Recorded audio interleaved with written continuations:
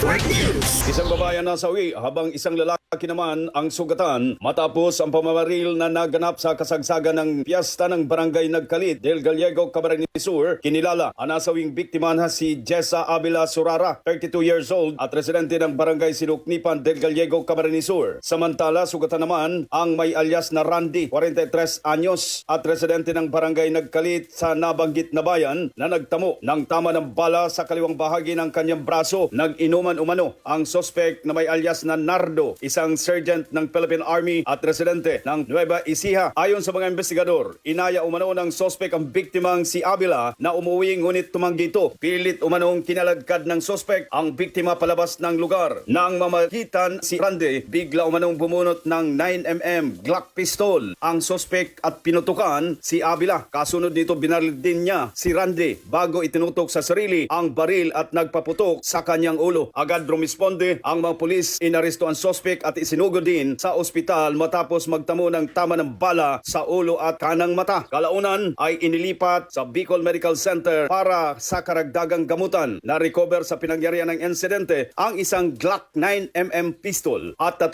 basyo ng bala. Patuloy pa rin masusing investigasyon ng mga autoridad. Kasama mo sa Camarines Sur, Radyoman Manibasa, Tatak Arimen. RMN Network News.